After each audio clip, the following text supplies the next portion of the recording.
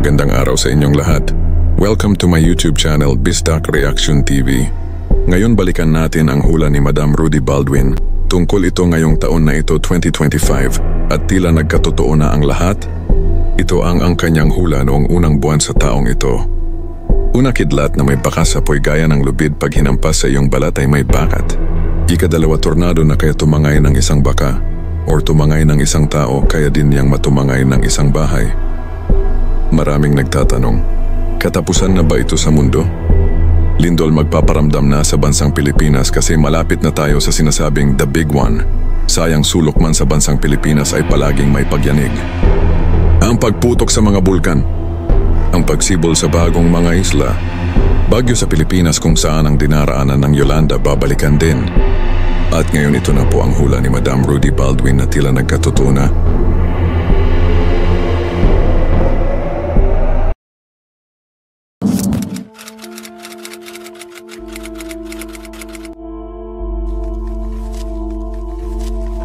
Ito na yung mga inaabangan. Maraming nag-request na prediction 2025.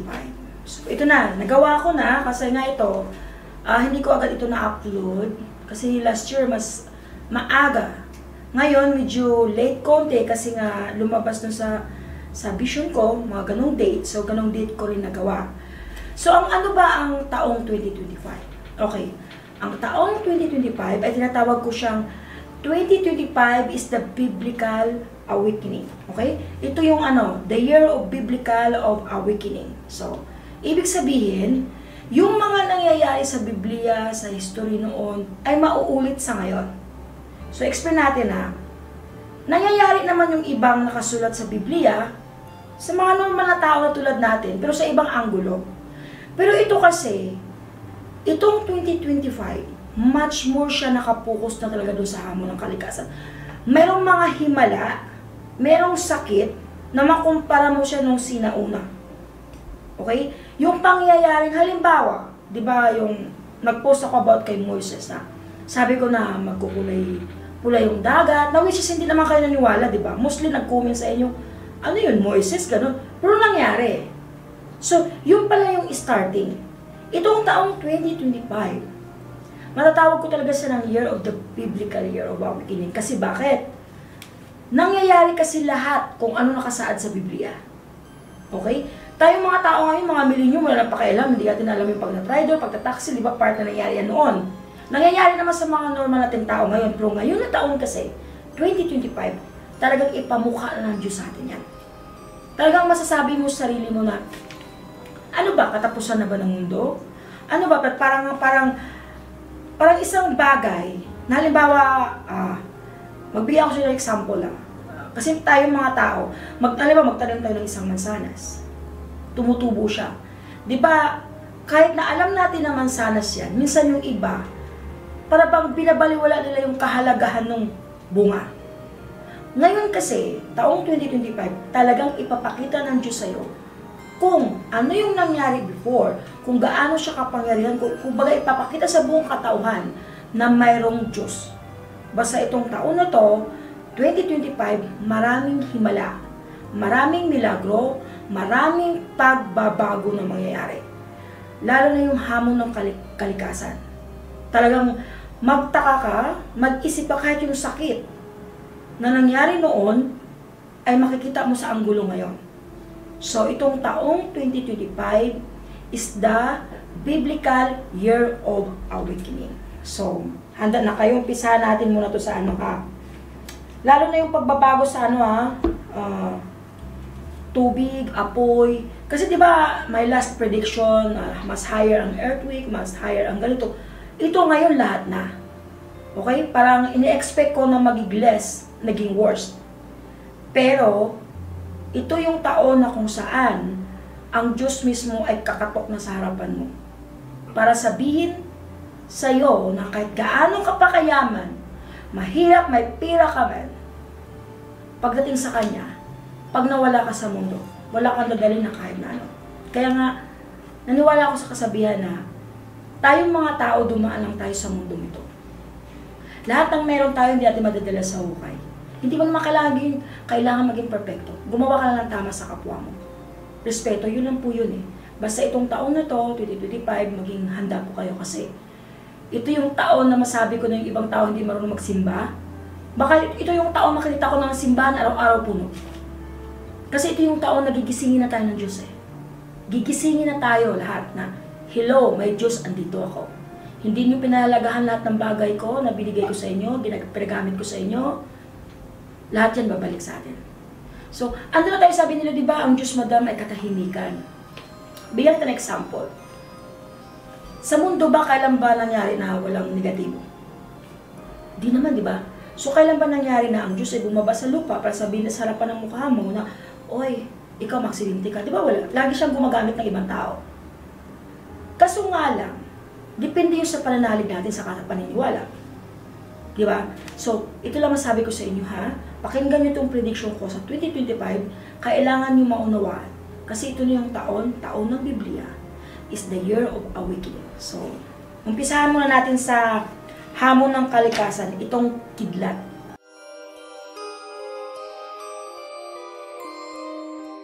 Kung mapapansin mo yung kidlat natin, di ba, pag mag-spark yan, konti lang.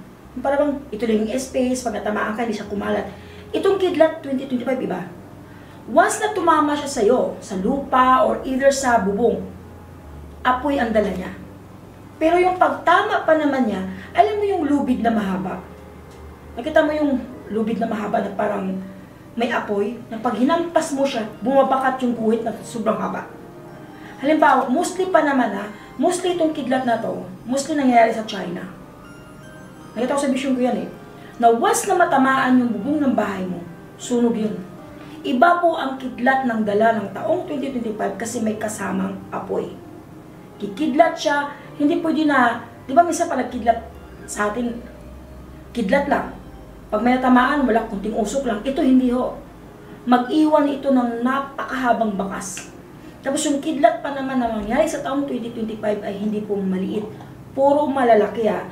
Hindi lang naman sa atin to ha. Hindi lang sa atin to mangyari pati sa ibang bansa ha.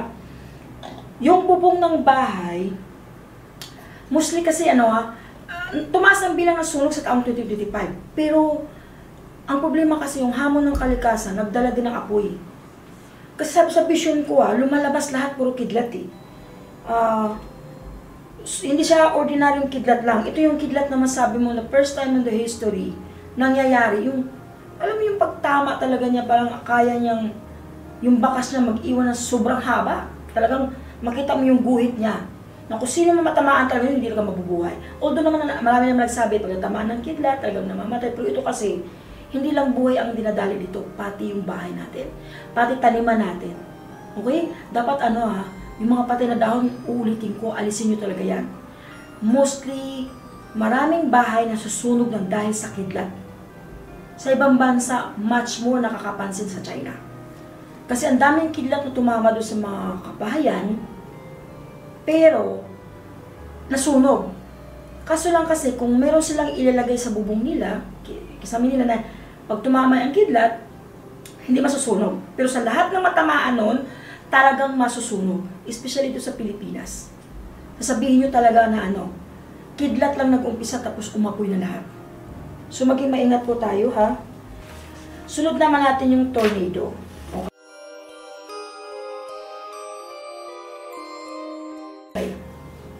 Sa bansa natin ito yung, di ba, sa mga pelikula nangyari, ang haba, ang laki ng mga tornado, kahit sa ibang bansa. Ngayong taong 2025, yung tornado niya, kaya niyang tumangay ng isang malaking baka.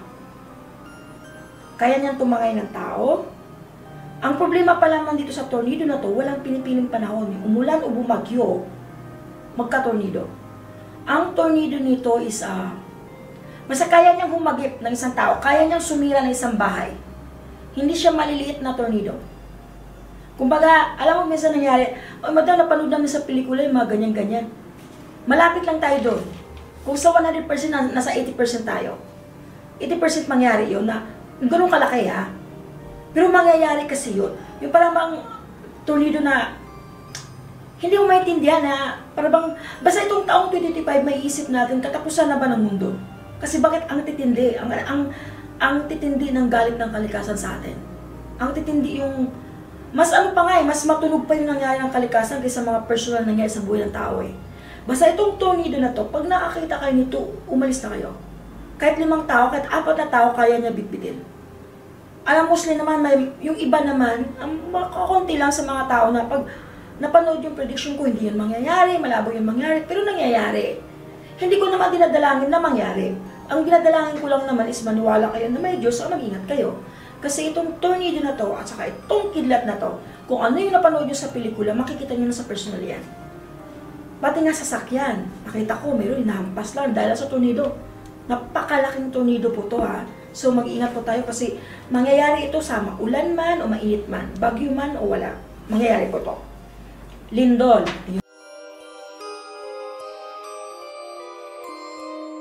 Na, pag-usapan natin yung lindol. Ayan. Kung napapansin yung the big one na post ko, di ba may binanggit akong mirror doon na mangyari yun sa ganun? Okay. Mangyayari talaga yan, the big one. Ni either ko kahit sino pang nakaupo dyan, mangyayari yan. Pero ako kasi sa vision ko, kasi yung nakita ko, yun ang binabanggit ko.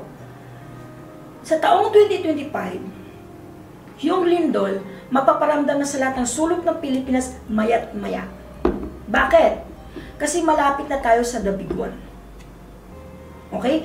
Ito na yung 2024, hindi masyado nagparamdam si lindol eh. Pero 2025 kasi, mayat-mayat na siya nagpaparamdam eh. Kakatapos lang, mayroon na naman. Kakatapos lang ng Luzon, tumitira na naman siya ng Mindoro, Masbate. Basta parang nagpapahinga na isang lugar, para siyang iniikot-ikot na pagyanig. Alam mo yun? Di ba sabi ko naman sa vision ko na once na maglakas ang lindol sa bansa na yan, sa atin kasi yung huling balda. Okay? Tayo yung huli kasi.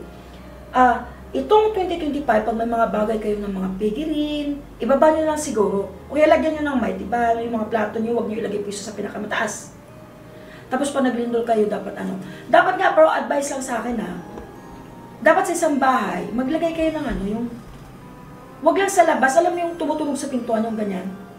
Kaya yung may lata na may maingay siya pag mayroong lindol. Di ba sa mga probinsya na uso sa kanila na, para malaman ko madam na may lindol, naglalagay ako ng takip ng bote ng sanmig, tapos nilagay ko sa lata para pag naglindol, tumutunog siya, nagigising sila. Itong 2025, hindi lang sa Luzon na. Kung ano yung nangyari, naranasan ng mga taga-Tacloban, last time is mauulit-ulit. Sa mga Tacloban, Leyte, pumunta po ako dyan, last time. Talagang sinusure ko rin na mangyari. Yung mangyayari po talaga sa inyo, ulit po yan. So, kailangan maging handa kayo. Okay?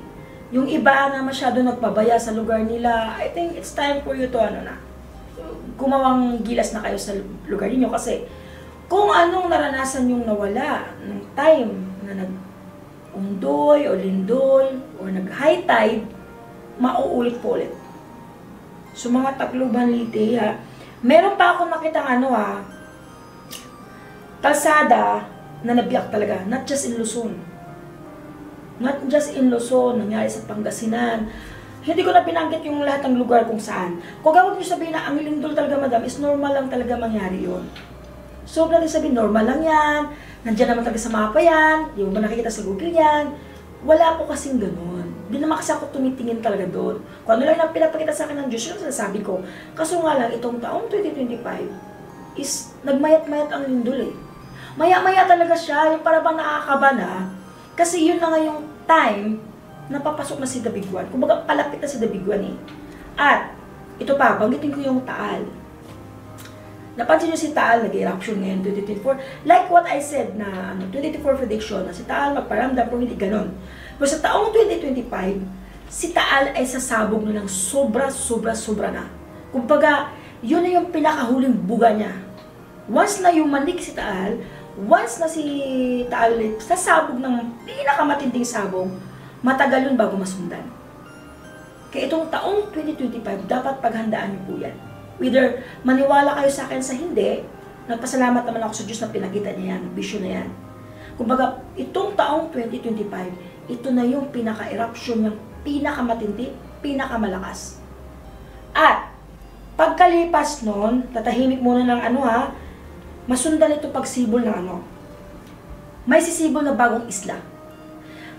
Bigyan ko lang kayo kasi minsan pag nag-post ako, sinasabi nila, paano mangyari magsibol ng isla? Do you remember when I post na ang Japan magkalindol na malakas? After maglindol ng malakas, may sisibol na bagong isla. Di ba nangyari naman po? Nangyari yun sa Japan, sinabi ko. Ganon din mangyari ito sa Taal. Mayroon siyang isla na sisibol na hindi mo siya pwedeng sabihin pwedeng mag-outing, pwedeng mag-bakasyon, hindi. Isa siyang isla na nilagay ng Diyos para maglagay kayo ng santo. Pagsibol ng isla, pansinin niyo na mabuti. Pagsibol ng isla, tama lang ang tao makapasok doon, makaakyat para magdasal. Mayroong kukurti doon na parang ganyan, no? Na pwede mo paglagyan ng santo. Sige mga taga Batangas, ito, taga-Taal, hindi ko kayo tinatakot. Sa taong 2025, si Taal talaga ay magparamdam ng sobrang tudo, sobrang lakas po yun. After nung katahimikan sandali, sisibol yung bagong isla. Isang isla, na ulitin ko ulit, isang isla na pwedeng lagyan lang ng imahe ng santo. Doon sa isla na yon, para sa akin para kung ako naman yung may karapatan na maglagay ng santo doon, mas gusto ko na ilagay doon si San Roque. Mamili kayo either si San Roque or si Miraculous. Kasi yung lugar na yun, pag sibol ng isla, sabihin nyo talaga, parang korte siya ng santo. Lagyan mo na siya ng bato na pag ganon, pwede na maglagay ng santo. Maliit lang siya na isla pero maganda, pero isang himala, isang simbolo na maglagay kayo ng santo dyan sa isla na yan. Okay, mga malapit sa Taal, mag-ingat kayo kasi naku, ito na, mayat-mayat na po tayo makaranas ng lindol sa taong 2025, kaya pag sa bahay ninyo, baba nyo ng mga importanteng bagay. Maganda talaga may aso at pusa kayo, aso sa loob ng bahay, kasi pagpalapit yung lindol na sila, nagpaparamdam sila. Yung baga, binibigyan nilang warning tayo May sumisibol ng bulaklak sa islang yon. Tapos umiilaw, basta na nag-spark yung ilaw na hindi mo mawali saan ang galing. Kahit anong ilagay nyo, halimbawa patayuan nyo ng patayuan natin ng apartment to, kaya patayuan natin ng condo para mas sa mga tourist guide. Maniwala kayo sa hindi. Masisira siya ng walang dahilan. Pero ilagay nyo yung santo. Maglagay kayo ng santo sa isla na yan. Kung sino man yung maging dyan, mayor, para sa akin, mas gusto ko po na maglagay kayo ng santo sa isla na yan. Maliit lang po na isla na yan para lang po sa mga santo. Mayat-maya ang lindol, so mag-ingat tayo. Mag-pray lang No need to bash, no need to kung hindi ka naniwala. It's okay, I will respect that. Pero huwag mo sabihin na normal ang lindol. It's not normal for me. Ngayon ang bagyo naman. Okay. Ito kasing bagyo number one na kayo advice ko talaga, huwag kayo magputol ng puno. Kasi karamihan nagreklamo ang baha, guys. Kahit ano pang gawin nyo dyan, kahit ano pang gawin nyo ng paraan para hindi bumaha ang Pilipinas, hindi bumaha ang ibang bansa, kahit ilang milyon pang ilagay nyo dyan, babaha po tayo. Bakit? Nagbago na po ang klima. Climate change na tayo. Napapansin mo, supposed to be this coming October, November, December, so winter time, na it's look like a summer. Diba? Pansin mo? Ang summer year, naging more hotter. Ngayon naman, mainit pa rin. So, hindi natin pwede masisi, oy, ito si ganito kasi, ganito, ando na tayo, gawain nila yan ang hindi maganda. Pero, hamon ng kalikasan, wala kang magagawa dyan. Nagbago na talaga yung mundo natin. Nagbago. Mas ibang bansa ulitin ko, ibang bansa, diba? Mayroon na silang mga high-tech na gamit para hindi bumaha. Pero binaha pa rin. Pero itong 2025, matindi yung danasin natin pagbaha. Kahit na anong gawin pa, hindi talaga umubra. The best na ma-advise ko, maghanda kayo ng mga bangka. Pakinabang talaga sa atin ang bangka sa 2025. Trust me Meron pa nga doon nangyari na bagyo sa taong 2025 na naging bayani ang isang aso. Kaninong aso kaya to? Nagtitrending sa social media. Nagbagyo, tumalon siya doon sa mga pinakapitan niya. Akala ko, sasakay siya doon sa bangka. Ang ginawa pala niya, niligtas na yung mag-ina. Hinihila niya basta mahinila yung aso, instead na siya yung sumakay sa bangka, yung mag-ina, yung bata, saka yung matanda ang pinasakay niya. Wala siya, aso lang yan, wala siyang lakas, maliban sa ngipin niya. Hinihila niya, tinulungan niya. Alam mo yung aso, para siyang smart, parang akala mo ginawa siyang instrumento ng Diyos na para iligtas yung kasi that time nangyari kasi wala nakakapansin sa kanila. Nasusulok kasi, hindi sila nakita ng mga rescuer. Kaya ang ginawa yung aso. Basta sa taong 2025, nangibabaw yung aso. Yung aso ang ang pinaka naging hero, naging bayani yung aso sa taong 2025. Dahil nga doon sa pagligtas nila sa mag-ina ng time ng bagyo. Itong taong 2025, magkahawig sila ni Ondoy. Okay? Yung bagyo na yan, so, itong litrang bagyo na sinasabi ko, ito kasi itong OSP na bagyo, matindi ito may hambing mo talaga siya kayong Ondoy, tapos kasing lakas po siya ng ang lakas niya, malakas na bagyo to. Nakakatakot ang bagyo to kasi ang daming namatay dito, lalo ng mga taga-Tacloban, mag-ingat kayo dyan kasi maulit na talaga yon, ha. Lalo na sa lugar ng sa lugar ng bagyo.